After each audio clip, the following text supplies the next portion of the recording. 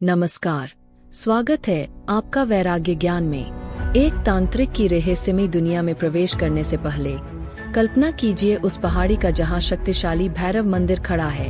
वहां की निस्तब्धता को तोड़ते हुए तंत्र और साधना के गहरे रहस्य आपके सामने खुलने वाले हैं। क्या आपने कभी सोचा है कि एक अघोरी के पास कैसी शक्तियां होती है जिनसे वह एक पल में किसी को वश में कर सकता है, या वो कैसे काली रातों में सिद्धियां हासिल करता है जिससे पत्थर भी उसकी इच्छा पर नाच उठते हैं। आज हम आपको लेकर चल रहे हैं एक अनजानी दुनिया में जहां तंत्र साधना की शक्ति और अघोरी त्रिष्टा की खतरनाक शक्तियों का राज खुलेगा।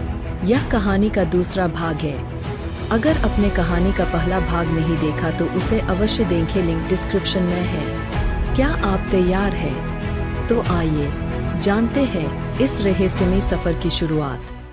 काफी दिन हो गए कपाली से बिछुड़े हुए, पर एक क्षण के लिए मैं उसे भूल नहीं पाया हूँ। विदा होते समय की वे दबाई आंखें, उफनता हुआ सीना और भीगे हुए बोल, क्या ये आसानी से भुलाई जा सकती है?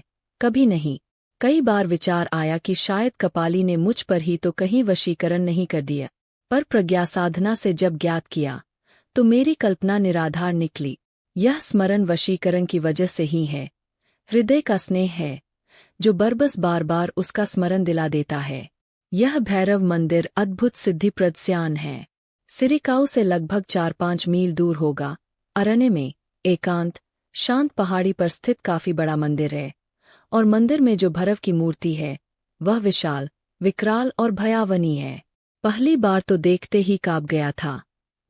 यहीं पर सबसे पहले त्रिजटा अघोरी से भेंट हुई थी। काला आबनूसीसा भयंकर डील डॉल, विशाल ललाट, उन्नत एवं उभरा हुआ वक्षस्थल, पूरा शरीर नंगा, मात्र नीचे व्याघ्रचर्म लपेटा हुआ, पूरे शरीर पर बड़े बड़े बाल, ललाट पर सिंदूर का बड़ाव सा तिल, मदिरापान के कारण लाल लाल बड़ी भयावनी आंखें, साक्षात यमराज सा।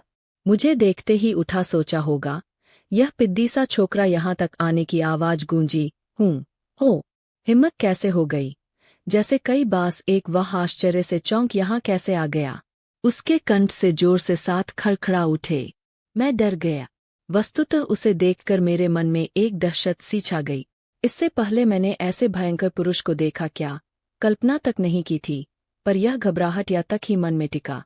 दूसरे ही क्षण मैंने निर्भय डर कुछ क्षणों होकर भैरव मंदिर की ओर कदम बढ़ा दिए। वह चुपचाप मुझे घूरता रहा।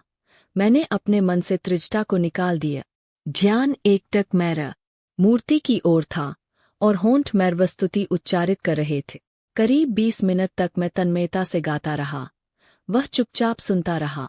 जब भैरवस्तुति समाप्त हुई तो मैं पीछे हटा, सिर घुमाया तो देखा त्रिजटा अघोरो गुस्से से थर-थर काँप रहा है। क्रोध के वे के कारण सारा शरीर हिल रहा है, आंखें कपाल तक चढ़ आई है, और मेरे देखते ही देखते आकाश से झटक कर मदिरा की एक बड़ी सी बोतल गटगट कर हलक के नीचे उतार। ज्यों ही भैरवस्तुति समाप्त हुई वह उफन पड़ा। म्लेच्छ तार्किए कीरे, तेरी हिम्मत कैसे हो गई इस पहाड़ी पर आने की, भैरव के सामने बैठने की, स्तुति करने की? तूने समझ क्या रखा है अपने आप को? वह बकता जा रहा था। उसके मुंह से गालियों का अजस्र प्रवाह बह रहा था। होंठ के दोनों किनारों पर आकर थूक जमा हो रहा था और बोलते समय यूक मुंह के बाहर उछल रहा था। मैं यथासंभव शांत रहा। मुझे अपने आप पर भरोसा था। कपाली ने काफी कुछ सिखा दिया था, और इसके बाद भी मार्ग में एक अघोरी के साथ 10-12 दिन रहकर काफी कुछ सीख चुका था। पर जब मैंने देखा कि त्रिजटा स्तंभन प्रयोग कर रहा है जिसके माध्यम से वह मुझे अपाहिज सा बनाने पर तुला है, तो मैंने भी इसके प्रतिकार में शत्रुमुख स्तंभन प्रयोग किया और उसके स्तंभन प्रयोग को निष्फल कर दिए। मेरे द्वारा शतमुख स्तंभन प्रयोग देख वह आश्चर्यचकित रह गए। उसके मानस ने यह जान लिया कि सामने खड़ा पिद्दी मात्र पिद्दी नहीं है, इसके अलावा भी वह कुछ है, और मुझ जैसे तांत्रिक से भी डटकर लोहा ले सकता है। वह खुशी से भूम उठा। उसका क्रोधावेग कम हुआ, चेहरे पर बाले सुलभ चंचलता थिरक आई, आंखों में मस्ती और खुमारी सी दिखाई देने लगी, और प्रसन्नतातिरेक में उसने मुझे खिलौने की तरह दोनों हाथों में उठा लिया, 2-3 चक्कर काटे और पृथ्वी पर खड़ा कर दिए। मैं अब भी शांत था। न मालूम यह त्रिजटा की कोई नयो चाल हो, पर नहीं, उसकी दोनों बाहें मित्रता की भावन लिए फैली हुई थीं। उसमें कहीं कोई छलछद्म या स्वार्थ नहीं था। मैं भी बाहें फैलाकर उसके सीने से चिपक गया, जैसे किसी पहाड़ से कोई कंकर टकराया हो। विजटा ने मुझे अपने निवास स्थान के पास ही ठहरने का निमंत्रण दिया है। बिल्कुल अकेला है। त्रिजटा, अभी तक शादी क्या स्त्री का संपर्क साहचर्य भी नहीं देखा है।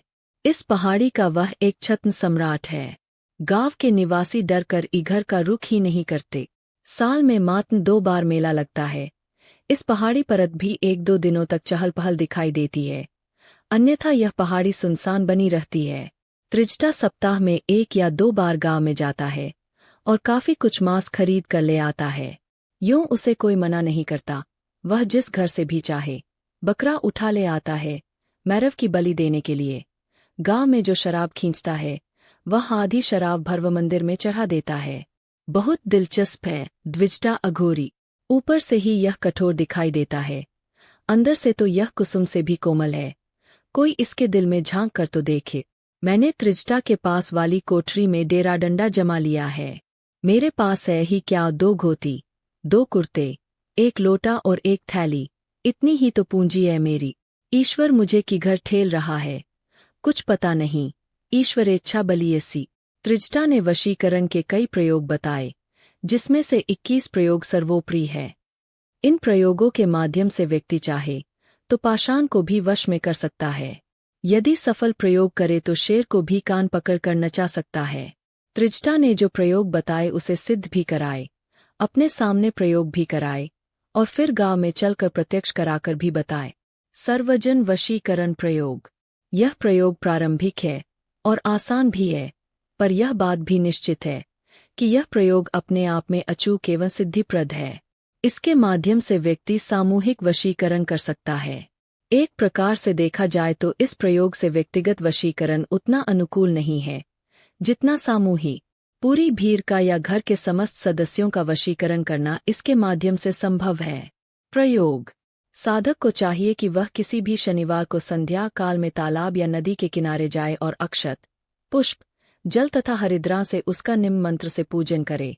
3 नमो जलौकाय सर्व जन्म वशं कुरु कुरु हूम। इसके बाद साधक घर आ जावे तथा रात्रि को पृथ्वी पर शयन करे। दूसरे दिन रविवार को प्रातः उस तालाब के जल में मुट्ठी भर सरसों भिगोकर छाया में सुखा दे। जब वे सरसों सूख जाएं, तो उसका चूर्ण कर तेल में मिला दे तथा काले कपास की बत्ती उस तेल में भिगोकर जला दे। उस दीपक पर खप्पर या पीतल का बर्तन लटका दे। उस बर्तन पर या खप्पर पर जो काजल एकत्न होगा, उसे आंखों में लगाकर रात्रि को पश्चिम की ओर मुँह करके निम्न मंत्र 300 बार जपे। साथ हावह शुष्क कज्जल भी सामने रख दे। मंत्र। उत्तीन क्ली ह्रीं श्रीं ग्लों ब्लू ह्रौं नमः काश्वरी सर्वान मोहय मोहय कृष्णे वर्णे कृष्णांबर समन्विते सर्वानाकर्षे कर्षे शीघ्रन वशं कुरु कुरुहु क्ली श्रीं। इसके बाद उस शुष्क काजल को मंगलवार को नवनीत में मिलाकर लेपसा बना ले और उसे डिबिया में भर कर रख ले। उस काजल को लगाकर साधक जिसको भी देखेगा वह निश्चय ही वश में होगा। ब्रिजटा ने एक और बात भी बताई कि यदि इस काजल की एक छोटी सी बिंदी भी किसी पुरुष या स्त्री के पहने हुए कपड़े पर लगा दें तो वह पुरुष या स्त्री भी वश में हो जाती है, और जैसा साधक कहेगा वह स्त्री या पुरुष वैसा ही करने को बाध्य होगा। त्रिजटा अघोरी ने पति वश में करने के 3 प्रयोग तथा पत्नी या स्त्री वशीकरण के 5 प्रयोग भी बताए। पति वश में करने का एक प्रयोग निम्न है। इस प्रयोग के माध्यम से कठोर से कठोर पुरुष या पति को भी वश में किया जा सकता है। त्रिजटा के अनुसार इस प्रयोग से पति, प्रेमी, पिता, पुत्र या किसी भी पुरुष को वश में किया जा सकता है और वह वही कार्य करेगा जो उसे कहा जाएगा। यदि पति अन्य सुंदर से सुंदर प्रेमिकाओं के भी चक्कर में हो तो भी वह उनसे विमुख होकर साधक या प्रयोग कराने वाली के वश में इच्छावर्ती होकर रह जाता है।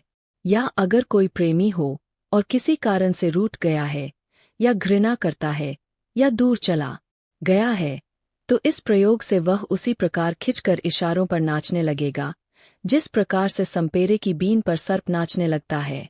यह प्रयोग पुरुष पति वशीकरण कहलाता है। इस प्रयोग 3 भेद है।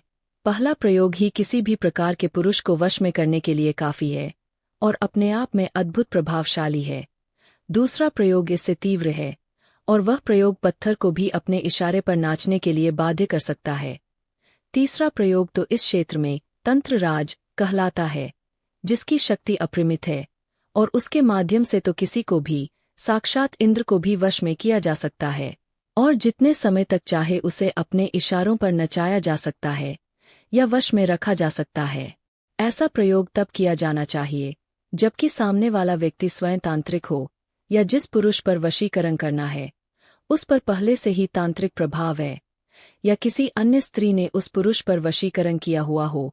यह तीसरा प्रयोग अत्यंत शक्तिशाली एवं गोपनीय है। त्रिजटा ने मुझे तीनों ही प्रकार के प्रयोग सिखाए ही नहीं, अपने सामने सिद्ध करवाए और सिद्ध करवाने के बाद मेरे द्वारा उनका प्रयोग करवाया और उसका इच्छानुसार फल एवं पूर्ण प्रभाव देखकर ही संतोष की सांस ली। मैं इन 3 प्रयोगों में से पहला प्रयोग लिख रहा हूँ। बाकी 2 प्रयोग त्रिजटा के अनुसार स्मरण रखने चाहिए, लिखने नहीं चाहिए। पहला प्रयोग, पुरुष वश्य वशीकरण प्रयोग। 1। किसी भी रात्रि को प्रहर रात बीते जल में काले तिल मिलाकर उससे साधक स्नान कर ले और फिर सर्वथा नंगा ही साधक पहले से बिछाए आसन पर बैठ जाए तथा पहले से ही तैयार दीपक जला दे और सामने कांसे पात्र पर वशीकरण यंत्र कुमकुम से बनाकर उसे पात्र के दीपक के ऊपर ढक दे और निम्न मंत्र की 3 मालाएं फिर ओ 3 क्ली कामाय क्ली कामिन्य क्लीम। जब इस मंत्र की 3 मालाएं पूरी हो जाएं, तो जो काजल उस कांसे पात्र पर जमे उस पर से थोड़ा काजल अपनी जबान पर लगा दे। बाकी उस जमे हुए काजल पर पुनः वशीकरण यंत्र तिनके से बनाए और उस पर पात्र को पुनः दीपक पर ढक दे तथा निम्न मंत्र की 11 मालाएं फिर उत्तीन नमः कालिकाय सर्वाशिन्य अमुकम मां कशे कशे शीघ्र मान्मानेओ ह्रीं क्रीं भद्रकाल्य नमः। इस मंत्र में जहाँ अमुक शब्द आया है वहाँ उस पुरुष या पति का नाम लेना चाहिए। इस प्रकार जब मंत्र गणना समाप्त हो जाए तो उस कांसे पात्र पर से काजल किसी कटोरी में ले और डिबिया में बंद कर रख दे। 1। इस काजल का छोटा सा भी कण बताशे में या पानी में मिलाकर इच्छित व्यक्ति को पिलाने से वह वश में होता ही है। 2। या इस काजल की कोई लकीर उस पुरुष के पहने हुए वस्त्र पर लगा दे तो वह वश में ही हो जाता है। 3। या ये दोनों ही कार्य संभव न हो तो इस काजल को किसी कटोरी में डाल उसमें शुद्ध मक्खन डाल निम्न मंत्र से मथने या हिलाने पर भी वह व्यक्ति वश में हो जाता है। हिलाते या मथते समय निम्न मंत्र को 300 बार उच्चारण करना चाहिए। उत्तीन नमो यक्षिण्य अमुकन से वश्यं कुरु कुरु नमः। यहाँ पर भी अमुकं के स्थान पर संबंधित व्यक्ति का नाम लेना चाहिए। यदि ऊपर लिखी विधि को भली प्रकार से किया जाए तो इच्छित व्यक्ति निश्चय ही वश में होता है। दूसरा और तीसरा प्रयोग तो रामबाण एवं अचूक है ही, पर त्रिजटा की आज्ञा का उल्लंघन करना उचित नहीं। उसे डायरी में भी अंकित करना ठीक नहीं। पर त्रिजटा कितना सहृदय है कि उसने मुझे दूसरा और तीसरा प्रयोग भी सिखाया है। सिखाया ही नहीं, अपने सामने बिठाकर सिद्ध कराया है और सिद्ध कराने के बाद गांव के एक पाषाण हृदय पर प्रयोग भी मेरे द्वारा कराकर इसकी अचूकता भी सिद्ध करके बता। दिन काफी चर आया है। उर्दू शायद त्रिजटा गांव से लौट रहा होगा। वशीकरण का तो त्रिजटा अघोरी के पास खजाना है। पिछले 4 दिनों से वह यही सब कुछ सिखाता रहा है। पुरुष वशीकरण की ही तरह स्त्री वशीकरण के भी 3 स्तर है, 3 विविया है और तीनों ही अपने आप में अचूक है। इन प्रयोगों के माध्यम से किसी भी स्त्री को अपने मनोनुकूल वश में किया जा सकता है। पहले मुझे भी विश्वास नहीं आ रहा था, पर जब मैंने स्वयं प्रयोग करके देखा तो आश्चर्यचकित रह गया। दांतों तले उंगली दबा लेनी पड़ी। पहला प्रयोग ही अपने आप में शक्तिशाली एवं अचूक कहा जा सकता है। अपनी पत्नी को सर्वथा इच्छानुसार बनाया जा सकता है। प्रेमिका को सर्वथा वश में किया जा सकता है और यहाँ तक संभव है कि वह प्रयोगकर्ता का ही कहना माने और जैसा वह कहे उसी के अनुसार करे। इसके अलावा वह अन्य किसी का भी कहना नहीं मान।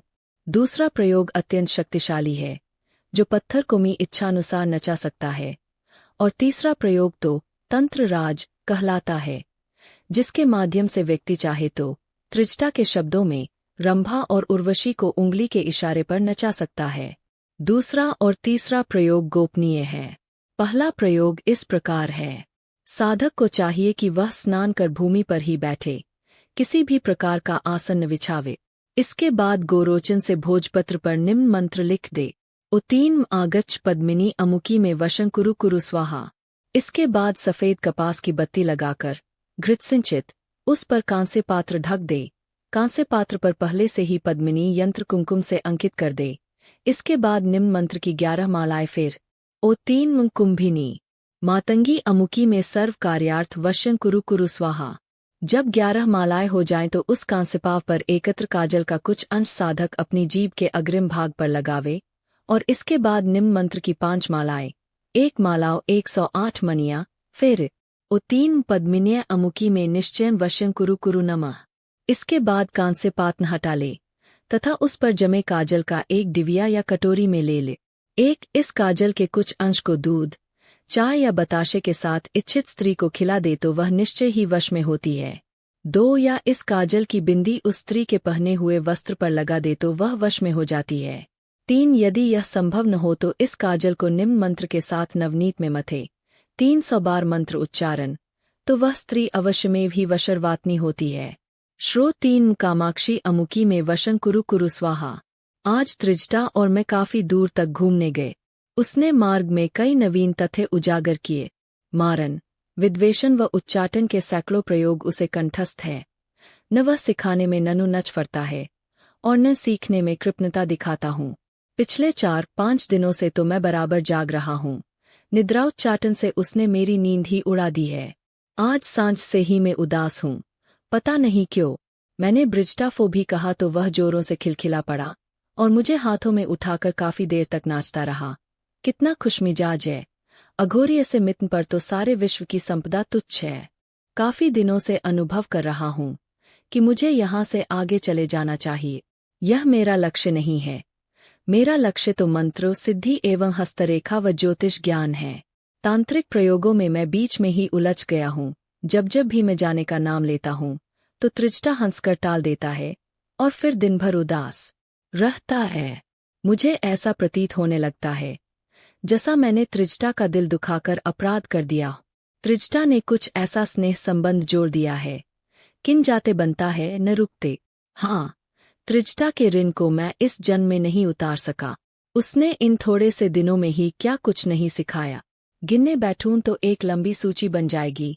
मोहन प्रयोग, स्तंभन प्रयोग, उच्चाटन प्रयोग, विद्वेषण प्रयोग, मारन प्रयोग, वार्ताली मंत्र प्रयोग, अन्नपूर्णा मंत्र प्रयोग, स्वप्न वाराही एवं स्वप्नेश्वरी तंत्र प्रयोग, मणिभद्र मंत्र प्रयोग, घंटाकर्णी मंत्र प्रयोग, कर्ण पिशाचिनी मंत्र प्रयोग, कालकर्णी साधन, श्मशानी साधन, कपालिनी साधना, कामेश्वरी साधना, सुरसुंदरी साधना, नखकेशिका साधना, पद्मिनी साधना, रतिप्रिया साधन तंत्र, घंदा यक्षिणी तंत्र, पुत्तदा आश्रयक्षिणी मंत्र प्रयोग, उच्छिष्ट यक्षिणी साधन, भूत लोचन साधना, अष्टकिन्नरी साधना, विप्र चांडालिनी तंत्र, वैताल साधन प्रयोग, प्रेत साधन प्रयोग, श्मशान साधन प्रयोग, मैरव साधन, वट यक्षिणी चेटक, करालिनी चेटक, मणिभद्र चेटक, अनाहार चेटक, अघोर तंत्र, कोलन तंत्र आदि प्रयोग सिखाए, सामने बैठकर सिद्ध कराए और इसके बाद कहीं न कहीं प्रयोग कराकर जब उसे विश्वास आया तभी उसने चैन लिया। विद्वेषण का अर्थ है 2 व्यक्तियों में या 2 शत्रुओं में झगड़ा करा देना या पति पत्नी या प्रेमी प्रेमिका में झगड़ा करा देना। मंत्र उतीन ह्रौं ग्लौ ओं अमुकस्य अमुकेन सह विद्वेषण कुरु कुरु ओं ग्लों ह्रौं स्वाहा।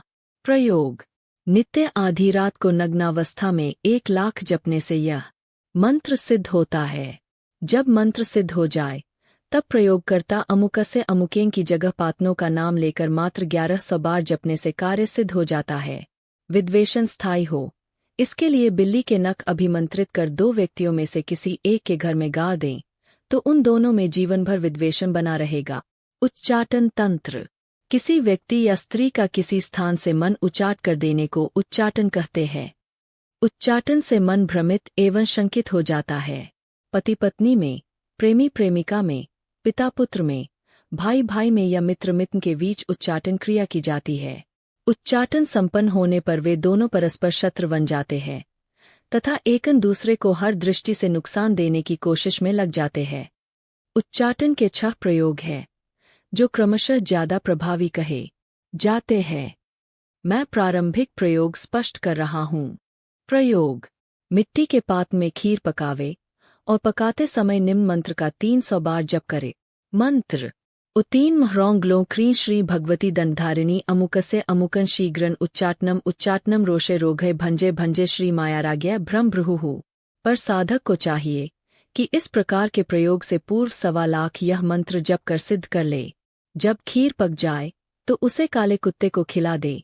खीर समाप्त होते ही उन दोनों में उच्चाटन हो जाएगा। यूं उच्चाटन नाटक प्रयोग भी है, जिससे किसी के द्वारा किए गए उच्चाटन के प्रभाव को समाप्त किया जा सकता है। कल रात्रि को त्रिजटा ने श्मशान भैरव सिखाए।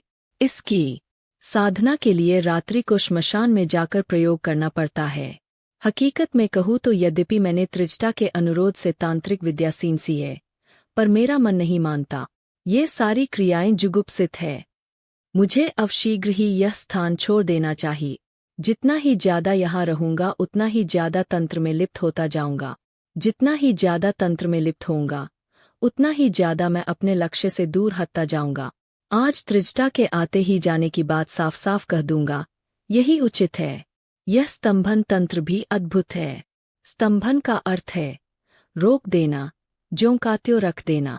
इसके माध्यम से अग्निस्तंभन किया जा सकता है, जिससे हाथ में अग्नि लेने पर भी वह शीतल लगती है, शरीर को या त्वचा को जलाती नहीं। जलस्तंभन करने पर नीचे चाहे कितनी ही आग जलाओ ऊपर का पानी गर्म ही नहीं होगा, ज्यों का त्यों बना रहता है। आसन स्तंभन करने से व्यक्ति जमीन से चिपक सा जाता है, अपने प्रयत्नों से या बल प्रयोग से उठ ही नहीं सकता। शस्त्र स्तंभन से सामने वाले व्यक्ति का शस्त्र निष्फल हो जाता है। सर्प स्तंभन से सांप रस्सीवत गले में भूलने लगता है। गर्भस्तंभ करने से गर्भ गिरता नहीं, चाहे कुछ भी हो जाए, चाहे कितनी ही दवाइयां दे दी जाएं। शत्न स्तंभन से शत्रु गुलाम सा बन जाता है और हम जैसा कहें उसी प्रकार से करने लग जाता है। शत्रु स्तंभन प्रयोग। साधक को चाहिए कि पहले इस मंत्र को सिद्ध कर ले। सिद्ध करने के लिए मंगलवार से यह कार्य प्रारंभ होना चाहिए तथा लाल वस्त्र ही पहने। यथासंभव रात्रि में ही पश्चिमाभिमुख होकर 1 लाख मंत्र जपे। मंत्र उत्तीन नमो अग्नि वैताल स्वरूपाय अमुकन स्तंभनम कुरु कुरु स्वाहा। जब मंत्र सिद्ध हो जाए तब साधक जिसको स्तंभन करना हो उस व्यक्ति का नाम मंत्र में अमुक की जगह उच्चारित कर 108 बार जपने से ही शत्रु स्तंभन हो जाता है तथा गुलाम सा हो जाता है। स्तंभन के बाद जिस प्रकार से भी चाहे उससे कार्य करवा सकते हैं। मुकदमे आदि में यह विशेष अनुकूल रहता है। आज मैंने त्रिजटा को साफ साफ कह दिया कि मैं अब जाना चाहता हूँ। यद्यपि यह बात सही है कि त्रिजटा मेरा गुरु है, मेरा मित्र है, मेरा प्रिय है, मेरा आत्मीय है, उससे बिछुड़ने की कल्पना से ही मेरा मन कैसा हो जाता है। 2 दिन से मैं यह लात कहने की हिम्मत मन में संजो रहा था, पर कह नहीं पा रहा था, पर आज प्रातः वन विचरण में कह दी। पहले तो उसने मजाक समझा, पर जब उसने मेरी आंखों में दृढ़ता देखी तो रुआसा हो गया। और पहली बार, शायद पहली बार मैंने उसकी आंखों में नमी देखी। क्या किसी ने पत्थर को आंसू बहाते देखा है? मैंने देखा है और यह भी देखा है कि त्रिजटा कितना सरल है। उसका दिल तो शिशुवत है। वहीं 10 मिनट तक शिला पर शांत लेटा रहा और उसके बाद चुपचाप पहाड़ी की तरफ लौट गया। चुपचाप, बिना एक भी अक्षर बोले मैं साथ था, पर ऐसा लग रहा था जैसे वह इस पृथ्वी पर सर्वथा अकेला ही। पहाड़ी पर आने के बाद से वह शराब पी रहा है, पीता ही जा रहा है, मालूम मंदिर में भी नहीं गया है। निस्पंद, उफ, कितनी ही पीली है। बाज भैरव अपनी कुटिया में लेटा है, निश्चल। त्रिजटा अघोरी से बिछुड़े आज 5 दिन हो गए हैं, पर एक क्षण के लिए भी मैं उसे भूल नहीं पाया हूँ। जानता हूँ कि ज्यादा मोह ठीक नहीं, मोह पावों में बेड़िया डाल देता है, आदमी की गति रुक जाती है, पर हृदय को वश में करना तो अत्यंत कठिन है न। जितना ही ज्यादा उसे भुलाने का प्रयत्न करता हूँ उतना ही ज्यादा वह स्मरण आता है। विदा होने का क्षण कितना मार्मिक था। भैरव मंदिर के सामने भैरव की साक्षी में बोला, नारायण। सोच रहा था तांत्रिक क्रियाओं से मैं दुनिया को जीत सकता हूँ, किसी को भी अपना बना सकता हूँ, पर तूने तो मुझे दिल से जीता है। तेरे साथ रहकर तो मैं घरवारी हो गया था, एकांत खलने लग गया था, सोचने लग गया था कि घर बसा लूं, किसी को भाई बना लूं, किसी के साथ रहूं, पर मैं चुप रहा। मेरा स्वयं का कष्ट अवरुद्ध हो गया था, बोल चाहते हुए भी फूट नहीं रहे थे। मौन तोड़ा त्रिजटा ने। तुझे क्या दूं? मेरे पास है, मैं क्या तुझे देने को डोट। और कहते कहते चाकू से उसने अपनी जांघ चीर ली और उसमें से एक सफेद उज्ज्वल स्फटिक सी गोली निकालकर पानी से धोकर कपड़े से पोंछकर मुझे देते हुए बोला, यह रतिराज गुटका है। यह क्या है? इस बात को तो मैं बता ही चुका हूँ उस दिन, पर यह बात तुझसे छिपा दी थी कि यह गुटका मेरे पास है। यह मेरे गुरु ने मुझे दिया था। त्रैलोक्य की संपदा भी इसके सामने तुच्छ है। हे है, नगण्य है। मैं जीते जी इसे किसी को नहीं देना चाहता था, पर अब मैं कितना जिंदा रहूंगा यह नहीं जानता। यह गुटका आज से तेरा है। अपने प्राणों से भी ज्यादा इसे संभाल कर रखना। और कहते वह रो पड़ा। बांसु आंखों से निकलकर गालों पर से होकर बहने लगे। हिचकियां भर गईं और अपने दोनों हाथों में मुंह छिपा कर वह बैठ गया। उफ! क्या विछोह इतना दारुण कष्टकर होता है। मैं पहाड़ी से नीचे उतर आए। त्रिजटा मेरे साथ था। पहाड़ी से उतरने के बाद भी काफी दूरी तक वह मेरे साथ आया। बार बार वापस आने का आग्रह करता रहा, कस्में देता रहा। और जब मैंने वायदा किया कि जब भी समय मिला मैं जरूर तुमसे मिलने आऊंगा, माता रहूंगा, तब उसे संतोष हुआ। रास्ते से बिछुड़ते समय उसकी आंखों में फिर आंसू छलछला आए थे और मेरे सीने को अपने सीने में लेकर फफक पड़ा था। और फिर अचानक लौट पड़ा था भारी मन उदास हृदय। वह लौटता जा रहा था और पीछे मुड़ कर देखता जा रहा था। मैं खड़ा था वही रास्ते पर ही, चित्तवत, मूर्तिवत। आंखों में पानी छलछला आया था। काफी समय तक बड़ा रहा, जब तक कि वह आंखों से ओझल नहीं हो गए।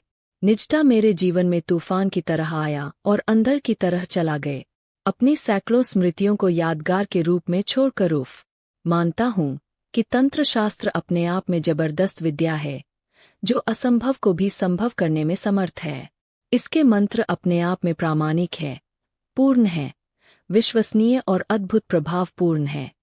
हाँ, इन मंत्रों को पहले सिद्ध करना जरूरी है। साथ ही यह भी जरूरी है कि इन मंत्रों की साधना योग्य, मैं यहाँ योग्य शब्द पर विशेष जोर दे रहा हूँ, गुरु के सानिध्य में रहकर ही करनी चाहिए। यदि गुरु स्वयं तांत्रिक क्षेत्र में सिद्ध नहीं है तो एक तरफ वह स्वयं का अहित करता है, वहीं दूसरी ओर वह शिष्य को भी पागल कर देता है, उसे बर्बाद कर देता है। इन दिनों चित्त भ्रमित है।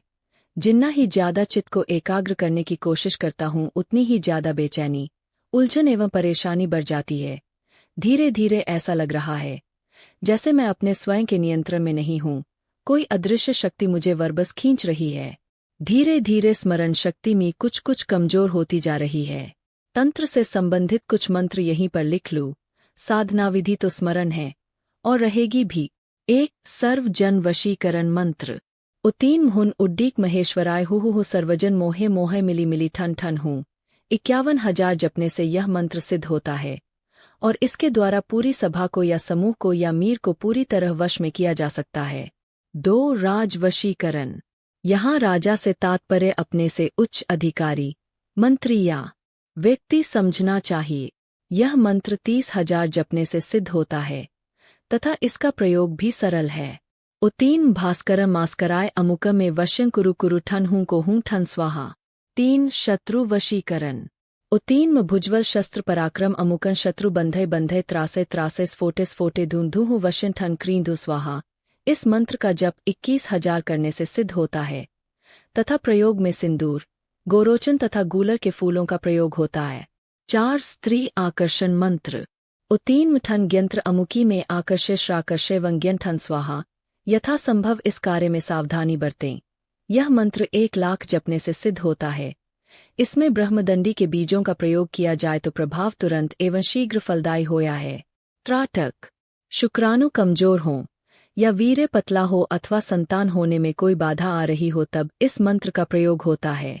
इस मंत्र का जप 35,000 है तथा यंत्र चांदी का बनता है। मंत्र। उतीन ह्रीं दुसं विश्वम भराय ताटे संद्रंग ह्रीं उतीन स्वाहा। मारन तंत्र। यथासंभव इस मंत्र का प्रयोग या उपयोग नहीं करना चाहिए। जब प्राणों पर ही आ बने तभी इसका प्रयोग होना चाहिए। इस मंत्र का प्रयोग शत को मारने या समाप्त करने के लिए होता है। मंत्र। उतीन श्रृणु क्षात्रा अमुकन चंडालिनी कामाख्या क्ली क्ली ठन ठन स्वाहा। अग्निस्तंभन। इस मंत्र से अग्नि का स्तंभन किया जा सकता है, अर्थात अग्नि भले ही जलती रहे पर उसमें उष्णता न रहे, हाथ में लेने पर भी वह जलावे नहीं। यदि उसके ऊपर पानी रख दिया जाए और घंटे भर तक वह अग्नि जलती रहे पर फिर भी ऊपर का पानी वैसा का वैसा रह। मंत्र। उत्तीम नमः अग्ने त्वन्ध्रा श्री भ्रमस्तंभनम स्तंभनम हु स्वाहा। पहले इस मंत्र को 1,00,000 बार जप कर सिद्ध कर लेना चाहिए। उसके बाद कहीं पर भी इसका प्रयोग किया जा सकता है। प्रयोग में सरसों का उपयोग होता है। आसन स्तंभन। जिस प्रकार से अग्निस्तंभन होता है उसी प्रकार से आसन स्तंभन भी होता है। इसमें सामने वाला व्यक्ति जमीन से चिपक सा जाता है, प्रयत्न करने पर भी उठ नहीं सकता। प्रयोग विधि अग्निस्तंभन के समान ही है। उत्तीन दिगंबराय विराटाय जगद विकासाय अमुके अमुक आसन स्तंभनम कुरु कुरु भ्रभ्र स्वाहा। इस प्रयोग में विशेष एवं अद्भुत अचूक सफलता के लिए घुंघची के बीजों का प्रयोग करना चाहिए। शस्त्र स्तंभन।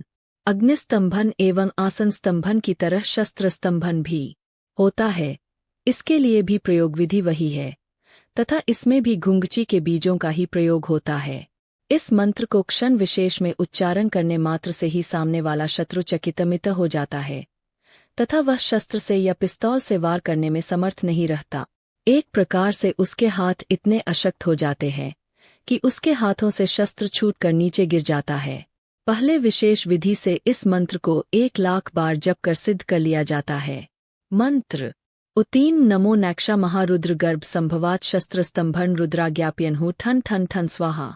बुद्धि स्तंभन।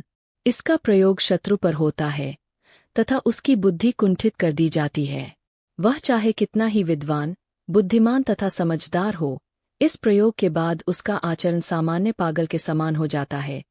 न तो ठीक से उत्तर दे पाता है, निमली प्रकार से व्यवहार ही कर पाता है।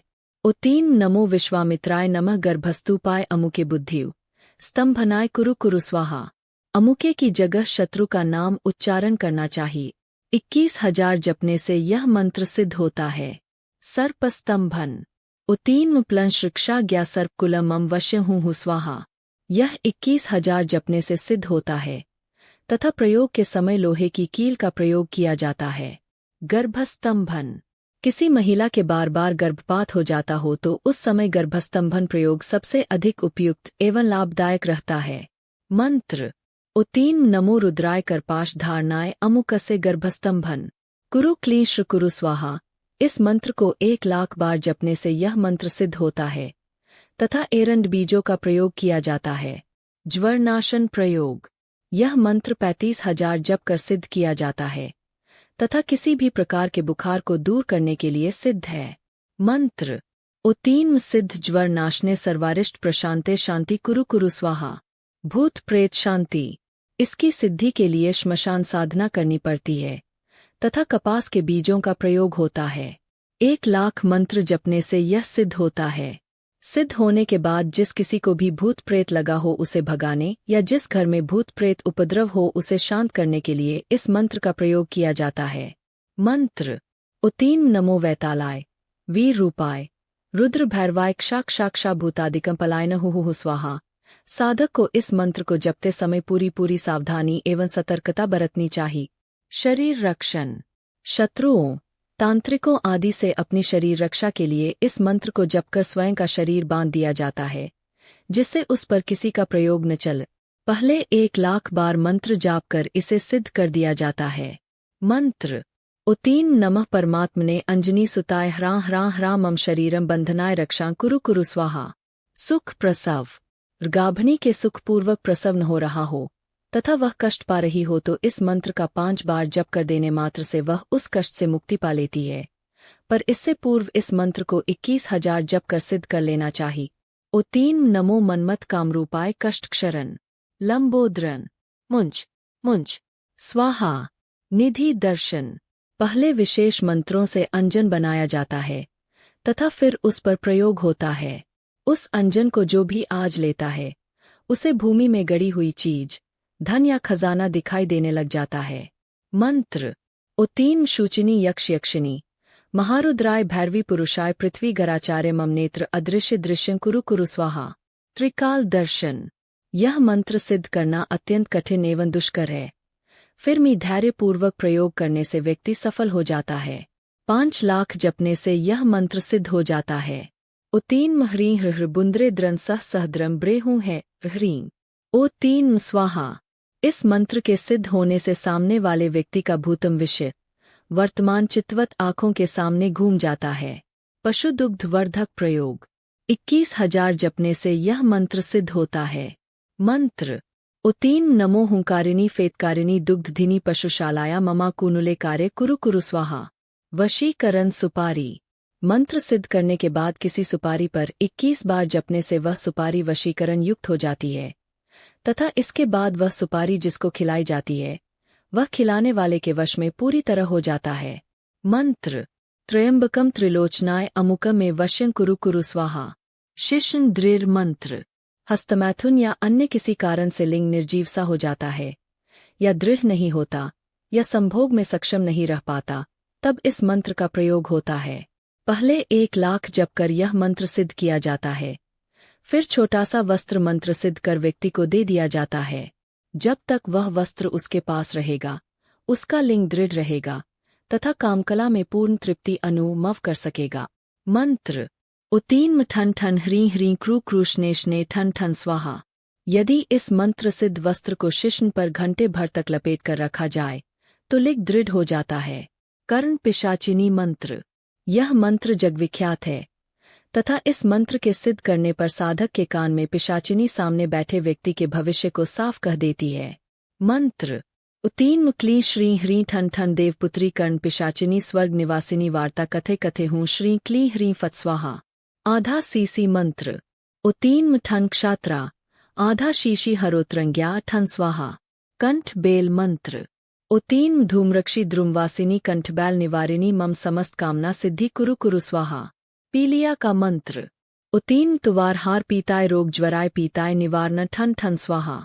समस्त कार्य साधन मंत्र। उत्तीन ज्ञानवासिनी रुद्र भैरवी त्रिपुरवासिनी ज्ञाख्यात्रंत्वं ज्ञान प्रश्वान मम समस्त कार्य हो सिद्धि कुरु कुरु हो स्वाहा। त्रिजटा अघोरी के सिखाए सिद्ध मंत्रों और रहस्यमयी तंत्र विद्या ने मेरे जीवन को पूरी तरह बदल दिए। एक समय था जब मैं इन सब बातों को केवल कहानियों और पुरानी मान्यताओं का हिस्सा समझता था, पर अब जब खुद अनुभव किया तो समझ में आया कि ये शक्तियाँ वास्तव में अस्तित्व में है। शक्ति और अस्तित्व। कहानी से हमें यह समझ आता है कि शक्ति का अस्तित्व हमारे जीवन में कितना महत्वपूर्ण है। आत्मविश्वास। यदि हम अपने आप पर विश्वास करें तो हम किसी भी कठिनाई को पार कर सकते हैं। समस्याओं का समाधान। कहानी समस्याओं को समझने और उनके समाधान ढूंढने का महत्वपूर्ण पाठ देती है। धर्म और अधर्म। कहानी से धर्म और अधर्म के बीच का अंतर समझना भी सीख सकते हैं। परिवर्तन और प्रगति। हर कठिनाई के बाद एक नए परिवर्तन की संभावना होती है जो हमें आगे बढ़ने में मदद करती है। शायद यही जीवन का असली तंत्र है, अपनी आंतरिक शक्तियों को पहचानकर उन्हें सही मार्ग पर लगाना। अगर आपको ये वीडियो पसंद आई हो तो इसे लाइक करें, अपनी राय कमेंट में जरूर दें और चैनल को सब्सक्राइब करना ना भूलें ताकि आपको ऐसे ही और वीडियो देखने मिलते रहे। धन्यवाद।